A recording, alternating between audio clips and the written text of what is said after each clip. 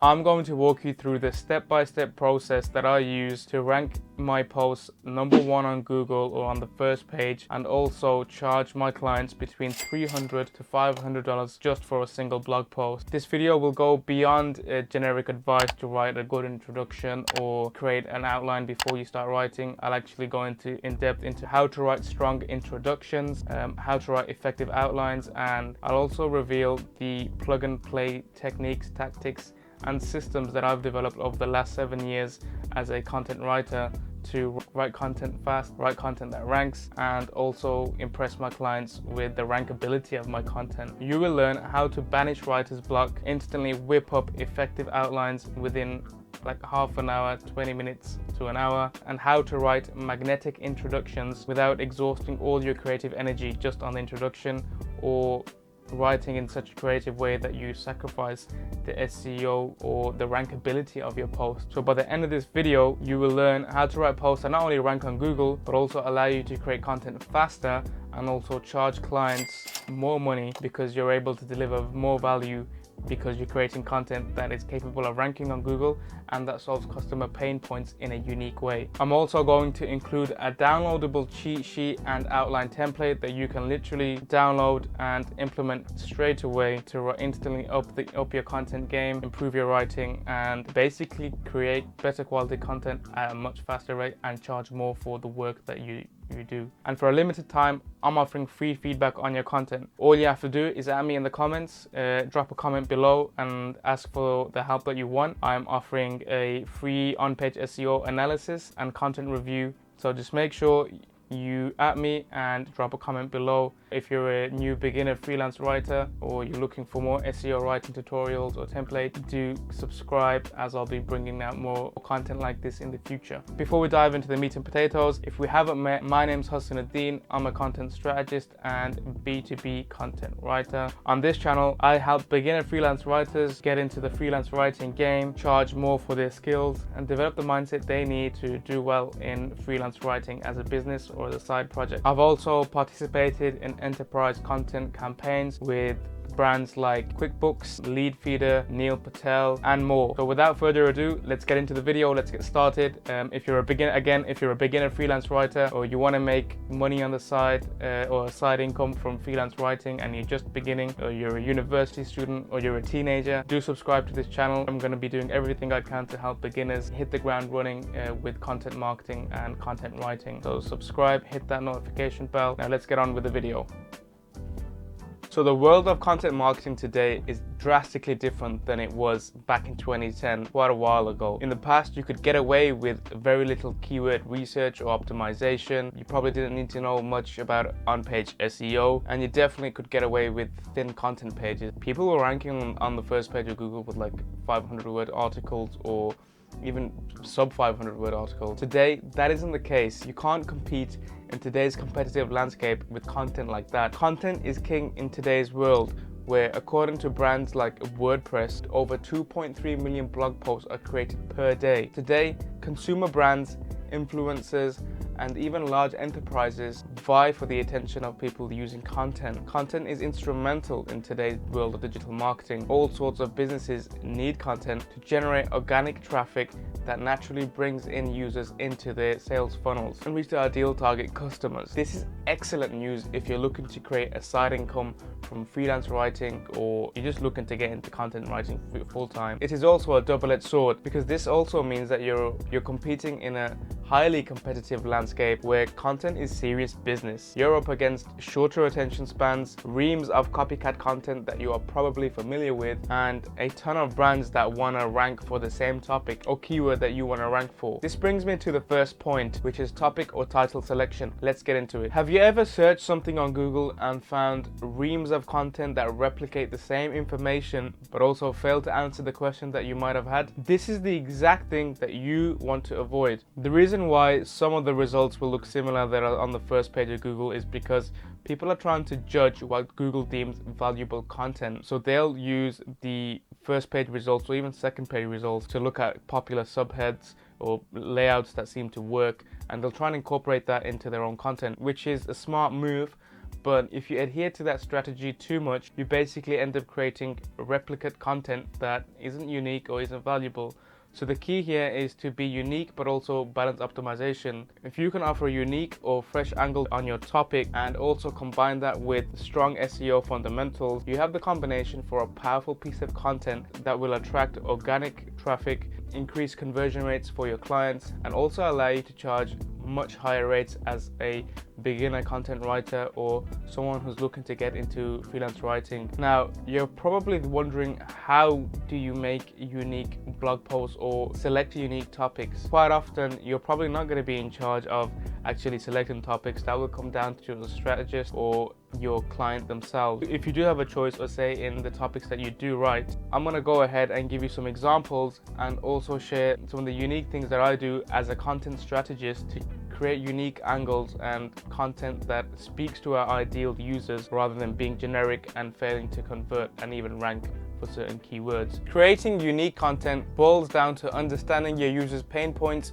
problems, and aspirations or goals related to the topic that you are talking about. For example, I know from personal experience, from like 7+ years in the content writing game, and from speaking to other writers, that beginner writers and people who are looking to make a side income from content writing struggle with things like planning their outlines, getting drafts done on time at a rapid rate, finding clients, marketing themselves, and finding a niche. When I combine this knowledge with my unique experience, I'm capable of creating unique titles, topics, and content that are valuable for my audience. An obvious example is this video itself. Look at the topic and title of this video. Sure, it includes a key premise that's available on a ton of other videos on YouTube, SEO writing or content writing or how to write a blog post for beginners. But what makes this post unique and resonate with my ideal audience is the fact that I'm sharing how much I charge, how I charge that much, and the steps that a beginner could take to actually go out into the world of freelancing and charge that much to make a decent side income. This addition injects uniqueness and authority into my video. It imbues a sense of uniqueness into my content and also grabs the attention of my ideal viewer. So this approach is great if you have expertise in the topic you're talking about or you understand it thoroughly. But what if you don't have the expertise? I'm gonna go ahead and share my screen and give you like a bird's eye overview of how I think about content as a content strategist and how I plan content on a daily basis to create unique content, create something that's authoritative and also packed with value. Let's get to it. Okay, so I'm going to go over some examples of what unique headlines might look like or unique topics might look like if you happen to have any control over the topic selection or the writing of your posts. Starting off, one of the first and probably the best thing you can do to add authenticity and unique value to your content and really capture your clients or your company's unique insights and knowledge and distill that into an actionable post is to conduct interviews with subject matter experts on a specific topic. One example that I really like and that is taken from a strategy course I recently completed with Grow and Convert, you should definitely go check them guys out, is this post on concussion headaches. So if you're a writer for these guys, which Grow and Convert acted as the agency that planned out their content and actually wrote some of their content, they're a bunch of marketers and content strategists, and they spend their time doing marketing. They don't have a PhD in neuroscience. They're not even doctors. How can they write content that attracts clients to their site that also competes with all these pages? So you have some pages and domains with serious authorities. You have the NHS, Mayo Clinic again, and then you have Cognitive Effects, who are the client of Grow and Convert. As you can see, the post itself is quite specific. It's for somebody searching for clarity on the difference between concussion headaches or post-traumatic headaches. Now, when you go into this, I know personally from the agency owners who helped create this content that interviews played an important part of the creation of this piece, which is now ranking really well, and from what I hear, converting visitors into clients. This is a great example of using interviews to make your post insightful and valuable. Just look at the intro. I feel like there's a tight band around my head. My head feels like it's blowing up like a balloon. I have constant pressure headache. These are symptoms that only an expert would probably have insight to, and the rest of it is pretty detailed information. The thing to point out here is that you don't need to be an expert in your subject matter if you have access to an expert in your subject matter. But I'll link to this in the comments below so you can have a read about this. Moving on to the next example. So interviews are the number one way to find a unique angle where you inject genuine authority into your post, but you don't always have access to subject matter experts, or interviews are probably not going to be part of your writing process. Here are some other things you can do to select enticing topics and titles that actually entice potential visitors and buyers. So the second way that you can create unique posts or unique content is to reach out for some quotes. This doesn't have to feature hundreds of people or even dozens of people. You could base an entire article off of a few quotes that you went out and sourced and flesh the thing out from there. So you can see here that the topic is implement continuous performance management, and going to a piece that I wrote 2 months back, which is starting to rank quite well. It's obvious that they're all targeting the keyword how to implement. What is continuous performance management? Very broad, high level. How to implement, again, 3 steps to implement, how to implement, and here's our post. So this is 2 tips in 1, and that's to use a modifier to make your title and topic stand out, and also increase the likelihood of attracting your ideal customer. As you can see in the title of this post, I didn't just write how to implement continuous performance management. Focus on how big companies can implement continuous performance management, and then if you click onto the piece, we have 6 expert approved tips for the topic. And throughout the piece, I've reached out to various influencers to build out the content for this piece. But this is something that sets it apart from all the other competitors' pages and posts for this piece. So that's 2 things you can do there. Search the SERP filters and reach out to others, and also include like a unique modifier. This is a tactic that I've used for another piece of ours that's performing exceptionally well, ranking in the top 3 and also appearing in the people also ask section of Google. So what is agile performance management? You get our post, and again I'm implementing the same tactics as before using a modifier. So how do smart managers do this thing? How do smart managers do it? Do agile performance management?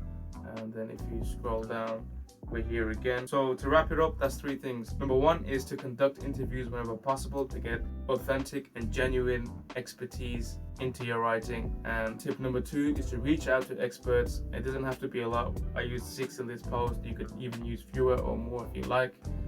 You probably want to get some backing on this behind the strategist you're working with, whoever you liaise with to write content. And finally, the 3rd tip was to use modifiers. So use brackets, use the year, use specific numbers to make your post unique. And again, look at the title of this headline. I'm intentionally being specific about a certain thing to make my topic and title attractive to a certain demographic.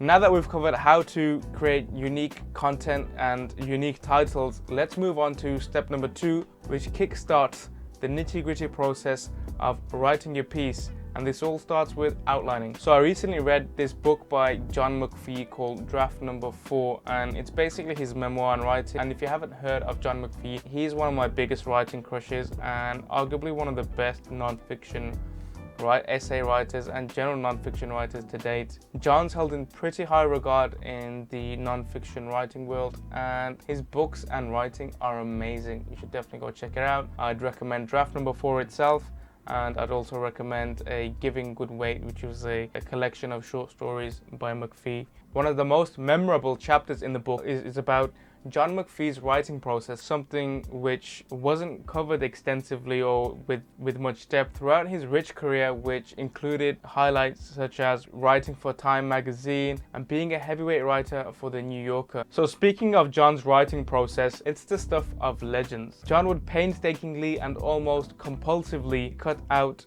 different cards that contained his themes, ideas and notes and place them into different labeled envelopes so he could recall specific specific ideas and elements of his non-fiction work whenever he needed. This goes to show that even the most legendary and veteran writers like John McPhee himself need some kind of outline or some kind of format or structure or plan before digging into the actual weeds of writing. Now, does this mean you need to obsess over the framework for every piece of content or be obsessive about it? Of course not. But this should highlight the importance of outlining your work before you start writing. A solid outline can help you overcome writer's block, help you write content much faster, improve the SEO and rankability of your post, and will probably make your editor, content strategist, or client happy. And just a quick tip for you guys, whenever you're working with a client, especially a new client, in the early stages at least, always agree to having your outline approved by your editor or by your strategist. This will save you a ton of time and prevent you from needing to do any drastic rewrites, and it will also make sure you're on the same page with your editor. Okay, so how do you create an effective outline that saves you time and increase the quality of your post? There's two parts to this, and one of them is competitive research, and the other is your ability to map out your unique thoughts and angles on the topic itself. I'm going to go ahead and summarize the individual steps you need to take to create an effective outline, and then I'm going to follow this overview with a over-the-shoulder or on-screen example of a piece that I actually wrote that ranks on page 1 and I think is around between positions 1 and 3 on Google. I'm going to break down like from start to finish my process for the piece and how I went from like a competitive analysis to the outline and eventually to the complete draft that now ranks on the first page of Google. Starting with the overview, begin with the primary and secondary keywords that you're working with. Usually your editor or your strategist will provide these to you in a content brief. And if you don't have a content brief, you should have a content brief.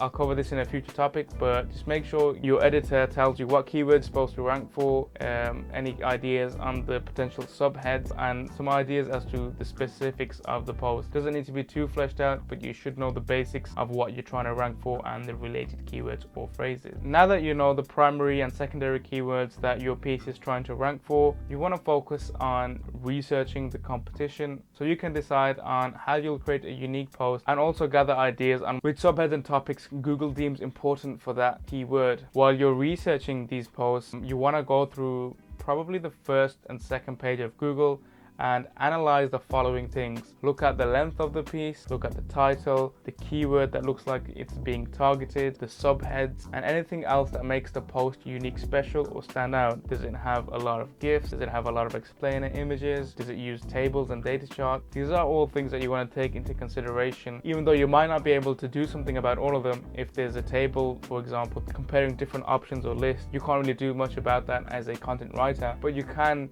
bring this to the attention of your editor. You can get someone to do something about it and increase the likelihood of your piece ranking and therefore leading to a more satisfied client and a better piece overall. I'll link to a template that I use. This is a simple template of subheads and filters that I use, and I'm also going to go over this in the on-screen example in a couple of minutes or seconds. Okay guys, as promised, a quick overview of a real-life blog post that I wrote back in 2019. And that's currently ranking on page 1. So I'm just going to show you the article ranking. This is an incognito tab somewhere. There we go. So misleading statistics. This is the piece that I wrote, and these are the top 3. So you have Gecko Board, Data Pine, and there we are. And as you can see, I wrote this piece. So a lot of research went into this. This is one of them pieces where my SEO writing and outlining process came in handy and really saved me, because this is a complex subject matter that I literally had no experience writing about before, like selective bias to create false statistics. It's quite granular and all about data validation and misleading statistics and how to read data. So definitely something that I didn't have any knowledge of prior to this. My research process allowed me to create something unique and insightful that is also ranking on the first page of Google. So I'm gonna click off and show you the actual writing process as I've summarized here. So this is the template I'll share with you. This is everything that I use to analyze different posts. I'll repeat this 5 times for the top 5 posts. Like I said, I'll include the link URL here so I can quickly inspect the piece, their headline, I'll include the competitors' visuals, like I said before. Are they using any GIFs, charts, or special graphics? What stands out in the piece? I'll also look at the word length, and one of the ways to do this is to use this tool called wordcount.io. So if you go to any other piece on Google, what you can do is download wordcounter.io and just highlight it, and word counter plus, sorry, and you can literally quickly get an idea of the word count of any piece. Just go get the word count, fill out all these details. What subheads do they use? So you'd put in the subheads here. What is a misleading statistics? Are they reliable? How can a statistic be misleading? So I'll take a note of all that. I'll also list what's special. Do they have expert quotes? Do they include videos? Do they have their own custom videos? So anything that's special or unique that stands out to me. Do they have some online tool that the page has? So whatever's unique about the post, I'll list that here. I'll also look at what's missing. What elements can I improve that the other pages are lacking? So when I looked at this, I really like these cartoon graphics that add some humor to a serious topic. But for me, they felt like there wasn't much images for the amount of writing on the piece. So that's one thing I worked on. That's just one example. So anything you think the other piece lacks, make a note of it and see if you can improve on it in your piece. Now, this is what my actual messy, chaotic, competitive research looked like at the time. As you can see, the last edit was August 2019, so I haven't changed it up or neatened it. This is the exact process that I've used to create an article that's ranking on the first page of Google and that I had no prior expertise writing on. So you can see I've documented the main competing posts, the headline, the visuals they used, the article length, the individual subheads, and what's special about it. So I noted on that it had a technical and academic flair and loads of research with plenty of real-world examples. They also offered a bonus cheat sheet for reading data. And I'll repeat this process for like the top 5 pieces that catch my attention. It does take time, but the more you're going to do this, the more you're going to learn about the subheads that Google deems important and the opportunities to outrank and outperform your competitors with your content. So here's my actual outline itself. So within the outline, I'll link to the content brief, and I'll quickly show you that. Content briefs vary, but this one includes like a general writing guide or style guide. But the thing you're looking for as a writer is this part here, where you want some ideas on what the headline is, the target keyword, the secondary keywords, what's the searcher intent. So what is the person searching for? Are they looking to just read a blog post for entertainment? Are they looking to make a comparison between different tools and features? This is something you want to know, especially if you're writing content on subject matter that you're not familiar with. You'll also want some competitor URLs to have an example of the URLs you want to beat or the URLs you want to emulate. It's also nice for your client to include the links that they want you to include in the piece. So that's the main thing. So you want to know the headline, the target keyword, the secondary keywords, and the searcher intent. These are the key ingredients to writing a high-ranking post and making sure that both you and the client are happy. And that's everything that I use to create this piece that ranks number 1 on page 1 of Google. Okay, so you've done your research, you've compared the top pages on Google, you know your primary keyword, you have an idea of how you're going to make things unique. The next thing you want to do is start fleshing out your outline. So you can start with a title or not, but I usually just start with a rough title and come back and edit it. But start with a title. I leave an intro because intros take me forever, so I'd leave the intro. So I have 2 ways of dealing with intros. Either I write a rough intro at the start, or I don't write an intro at all until I've finished the draft and the subhead. So if you really want to speed things up, I'd advise you to leave the intro until last. It seems counterintuitive, but intros can take a long time because there's so much pressure to attract attention and get someone reading your post. So that's 2 ways to deal with them. Next is the meat and potatoes of your post, the subheads. You research subheads, you know how you're going to make your post unique. So you want to combine that knowledge and write out all your subheads and include brief bullet points on each key thought and idea. Again, this doesn't have to be fleshed out too thoroughly, but you should include the core concepts that you're going to talk about. If you're going to mention a case study, leave a note for yourself to mention a case study. If you want to lead with a statistic or piece of research, make a note to yourself to do that. Make sure that when it's time to write, you know what you're going to write about, and it's going to be easy for you to talk about the topic at hand. Having bullet points and a couple of sentences on each thought will make a significant difference when it comes to writing blog posts that rank. This is the act of sharpening your axe before chopping down that tree. So the more work you do on the front end with planning and the outline, the easier the writing process will be.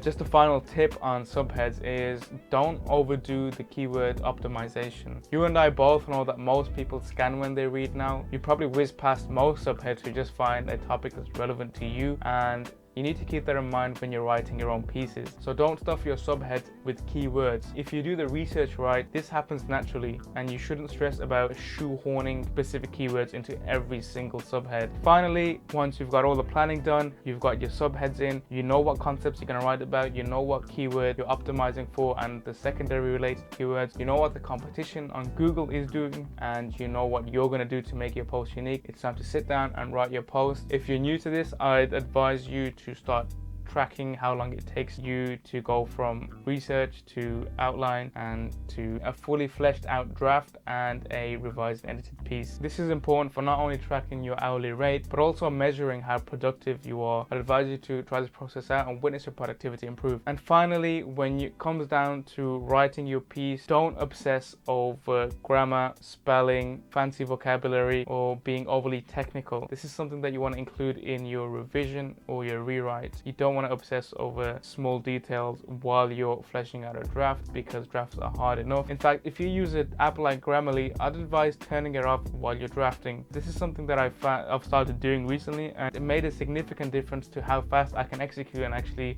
write pieces, because I'm not constantly seeing red highlights appear on my screen. At this stage, the ugly draft first stage, as they call it, just focus on getting all your thoughts down on paper, get the core concepts down, and know that you can stress over the minutiae and technical details and spelling and grammar and prose and all that stuff at the end in the editing process. Just get your core ideas out on paper for now. I'll also include the strong SEO outline template that I use for every single post that I write, that you can swipe immediately to speed up your writing process and improve the quality of your work. The outline will include templates for your introductions, templates for your conclusions, and give you a fill in the blanks kind of template that you can use straight away. So if that's something you're interested in, click on the link, sign up to my email address, and you'll get the free template. Now that we've covered the importance of outlines and how to actually create them, you know why outlines are critical to the writing process, and both in terms of SEO and for the actual creative process of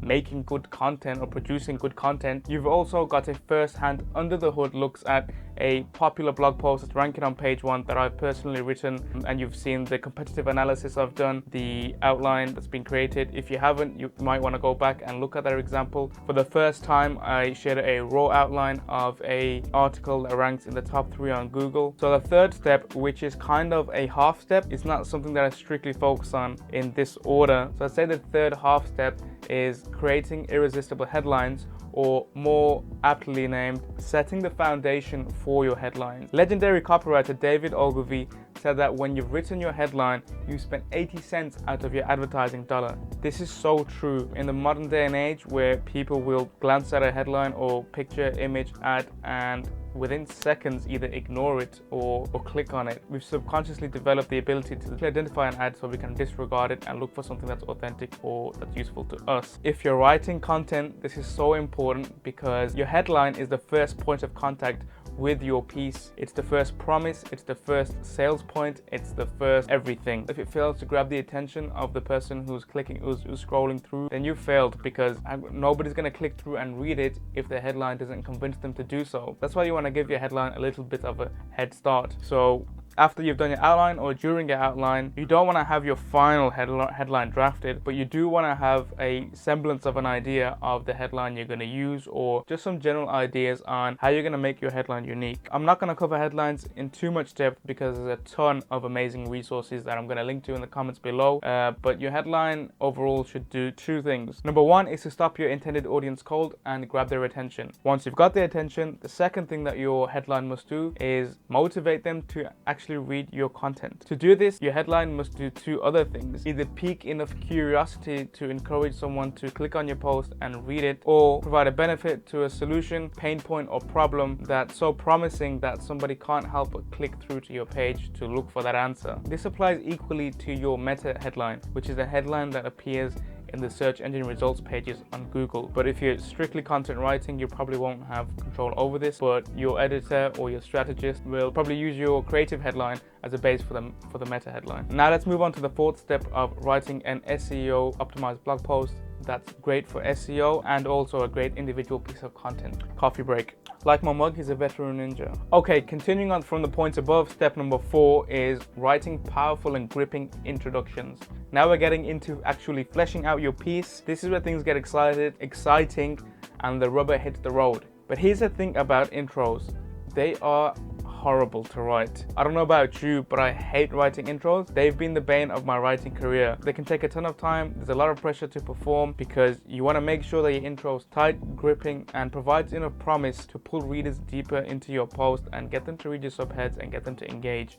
But without a tight intro, nobody's going to read your subhead, so it's an integral part of that slippery slope down your content. If you're a new or beginner freelance writer, or you're just looking to get into writing, I'm pretty sure this is something you'd probably struggle with at the start. If you don't, kudos to you. You're a better writer than me, or you started off better than me anyway. But I used to spend hours, that is not hyperbole, literal hours, writing just the introduction of a blog post. So I'd do all the steps above, I'm moving along, I've gathered momentum, and then the intro hits me. Quite often I'd set a Pomodoro timer, 30 minutes or 25 minutes. I'd set a timer, write the intro, and then the timer beeps and I'm still writing the intro, and then I'd repeat the process again and again. So I could take between like minimum 30 minutes to usually like an hour just to write an intro. A lot of time to spend writing, you know, a couple of hundred words for a blog post introduction. This used to cut my hourly rate down significantly, and I had to learn ways to adapt and overcome this sticking point. While I wanted to speed up my writing process for writing intros, I also didn't want to sacrifice the quality because I could see that my clients loved my intros or just loved the way my piece started off. Now, after years of trial and error and painstakingly writing intros, I eventually found certain hacks and tips that have helped me write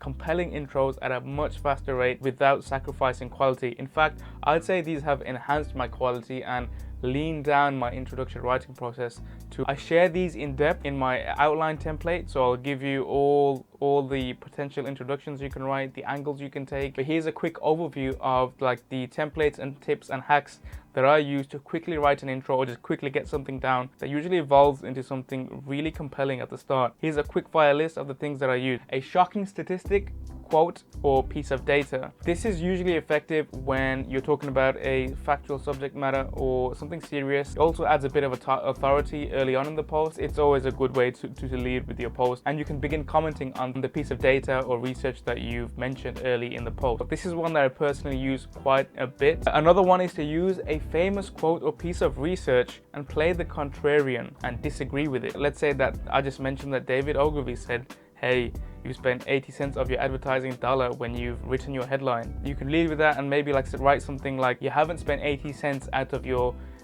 advertising dollar when you've written your headline. Here's why. That makes for a pretty compelling intro because you're going against popular advice. Another thing you can do is hijack news or pop culture or popular trends. Pretty simple and self-explanatory. The next one, which is harder to do, probably for those of you who are more experienced, but nonetheless, it's a great way to start your post, and that's to use a metaphor or simile to instantly grip a reader. This does take some time and thought, depending on how well you know your subject matter. So I wouldn't recommend this for beginners or if you're new to writing about a set topic. If you're new, I'd say give this a miss and use the other ones. And the final one is to start with a story or summarize something. So you probably see this a lot in like journalism and news itself. You can always lead with a story, quickly summarize something at the start, make a story or summarize what's to come within your content. Now, you don't have to follow all these tips to a T, and you definitely aren't going to be using them all in one go, but these are just great pointers and great primers for getting words down on paper and writing your introductions. If you struggle to get your creative juices flowing, I'd really urge you to download my SEO ad writing template where I list all of these and I give an individual example for each one. If you're struggling right now, you can go to that template, grab an intro that you'd like to use in your piece, see an example as a reference of it in practice, and then go and use it for yourself to instantly speed up your writing process and create better content. So if you want to download it, it's there for you. And a quick note on these is that they're also great for writing your subheads. So when you actually introduce the main subheads and the main meat and potatoes of your piece, you can use the same tricks. You can still ask questions, you can still tell a story, you can still disagree with a popular piece of advice. It all applies. Again, it's all about the style you use to attract attention and present an idea. Again, going back to one of the previous steps, if you did outline in enough detail, you will have bullet points on each of your subheads and the meat and potatoes of your content right now. So all you have to do is flesh this out. This will help speed up your writing process significantly. After you've drafted your subheads and the main content within your piece, let's move on to step number 5, which is wrapping this up, and that is writing a compelling conclusion. Ending things can be tough. You kind of have to fight the natural instinct to power through and say anything to wrap up your post. This is something that I'm personally guilty of in the past. When I was newer to writing, especially writing in a blog post format, I'd just quickly wrap up the conclusion and just summarize the post and call it a day. While you can get away with this sometimes, it's not always the best strategy. You want to make sure that your post ends with a bang. But how do you do that? It's proven that people remember the starting of something and the end, and they usually have a hazy recollection of the details or points in the middle of something. This includes movies, books, basically any piece of content people consume or anything people have to remember. The start and the end is always more memorable than the middle or the meat of something. So you want to keep this in mind and make sure that you have a strong intro and a very strong conclusion. Now, having a strong conclusion doesn't have to be tough and it doesn't have to take ages to create. My current go-to tactics for finishing my posts are: 1, reflect on what your reader has learned. Now that you know how to do XYZ, or you know the importance of this, or you know the benefits of subset whatever the topic is, you can go and do XYZ wherever the topic is promising to teach, or you can solve XYZ problem. So this is like the default kind of blog post roundup. You've presented information, you've given some tips, or you've brought forth an argument, and now you just wrap it up. This is conclusions 101, if you want to call it that. So option number 2 is to provide more resources. This means giving additional resources like checklists, templates, recommending other blog posts, or anything related to the topic that you're talking about. This works especially well for complex topics, usually like pillar pieces as they're called now. So if you have an ultimate guide, maybe you want to give more depth. Option number 3 is to challenge your reader and invite them to take action. So if you've shared a certain tip, like if I was writing this as a blog post, which I may or may not, I'd probably invite you or challenge you to use these tactics that you've learned to write a high quality blog post in record time and speed up your writing process. That's just one example. Now, with conclusions out the way, let's get to the final step of writing a highly optimized SEO blog post that's primed to rank on search engines and is also a great read: editing. I'm going to share a quick overview of the fundamental tactics and editing strategies you can use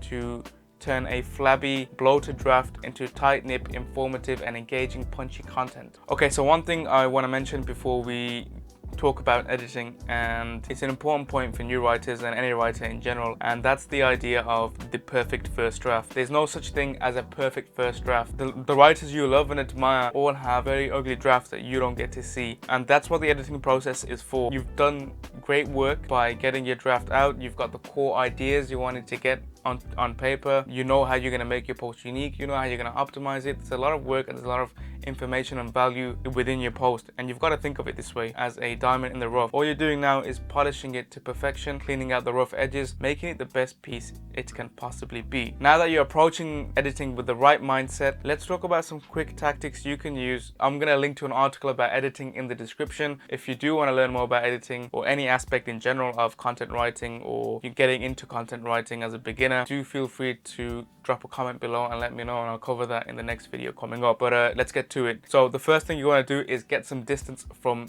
the work that you've spent so long producing. I've read that some writers in the past would actually physically distance themselves from their writing, so they'd put it in a drawer or literally go out on a walk and then come back and edit. Personally, I like to finish a draft and pause work on that piece for the rest of the day and resume it the day after or another point. But I'll make sure that I pause once that draft is done and I just let it stew. This distance will give you much needed perspective from your thoughts and your errors in your work, and you can approach with a fresh mindset. Now, speaking of fresh mindset, this leads to the next point, and that is to focus. When I first started editing, I didn't realize how much focus it takes. You could argue that it takes more focus than writing a post, because you are using a more analytical or logical side of your brain, and it takes a lot of focus. I'd always recommend working in 30 to 40 minute intervals, just because it keeps your mind fresh. The Pomodoro technique works great for me. Try it out for yourself. But when it comes to editing, it's especially effective. Setting a timer will make sure that you're spending the right amount of time editing your work. The third tip that I'd highly recommend, and it's something you can do right now, but right after you watch this video, of course, and hit the like button, comment, and subscribe, is to use a tool like Grammarly. Now, Grammarly is my #1 tool, and I say that because not only does Grammarly correct your mistakes, it also tracks your writing behavior patterns and offers a lot of data regarding your content. It's compatible with Google Docs. It works within email software, on WordPress or other content management systems. So it's quite a versatile tool, and I can honestly say, hand over heart, that it's improved my writing significantly, and it can help you do the same if you use it the right way. All you want to do is download the app, make sure you turn it on, but I'd recommend not turning it on while you're drafting. Over time, you'll gather personalized information about the errors that you make or frequent spelling mistakes. I'd advise putting these in a separate Google Doc or in a separate document, or even writing these out by hand and just working on your spelling, getting those reps in, getting that muscle memory in, so you improve with each draft that you write. This is critical if you're a beginner, and even if you're advanced. If you want to keep your sword sharp, this is something that you'll want to do occasionally just to stay on top of your game. The next tip for editing your work is to use action verbs and the active voice over the passive voice. This is probably something you've heard numerous times if you've looked into editing your work, and it is extremely effective. I'm not going to go into more detail because it's pretty obvious. Just try and keep something active and entertaining. Front load the content, the important content of a sentence in the start. And the final tip is to be as concise as possible. A common thing you'll find in your editing is that you could summarize 3 sentences into 1 sentence or 2 sentences. James Altucher, a popular online business figure and personality, I'm paraphrasing here, but he'd always say that he'd remove every other sentence, and sometimes I find myself doing the same thing. So being concise and pithy applies to both paragraphs, sentences, words, everything. So if you can shorten something and deliver more meaning, then do so. This doesn't mean that you should unnecessarily cut details out, but it does mean if you can say something within 1 sentence, if you can say a 3 sentence within 2 sentences, say it. As long as it doesn't bring down the value of the content that you're providing or provide less information than you should, then it's fine to do so. And again, this applies for words too. So don't say he went to get the ball, he grabbed the ball. That's just an example of a single word. Apply that throughout the entire piece, and you instantly have something that's easier to consume and understand. Like I said, I'll leave a link in the description to more in-depth editing tips, and if you guys want a video on editing or you want a video on SEO, do let me know in the comments below. And that pretty much wraps up the video, guys. Here's what we went over: the importance of having a unique title or topic if you can influence it, the importance of doing research and creating an outline, and all the details involved in creating an outline. Don't forget, there's also a template available for you. Click on it and you can download that and get to work creating better content at a much faster rate. And that's the personalized template that I use that allows me to charge between $300 to $500 a post, even more sometimes. The third thing we covered was headlines, and I gave you tools for headlines and tips for creating better headlines, as well as some resources. Fourth was how to write powerful intros. Again, I'm going to shamelessly plug that outline template. It's free. All you got to do is download it and use it and benefit from it. I'm going to include all the intros that are used, all the default intro templates and styles that are used, and give you an example for each one. So if you want that, that's there for you. So the fifth thing we covered was conclusions, and finally we talked about editing. Thank you so much for staying all the way to the end of the video. I hope you found this video valuable. Feel free to download the outline template and use it. Let me know what you think. If you want any personalized feedback on your content, or you want to know more about content writing, do at me in the comments below and let me know. Otherwise, please like, share and subscribe, and I'll be back with more content soon.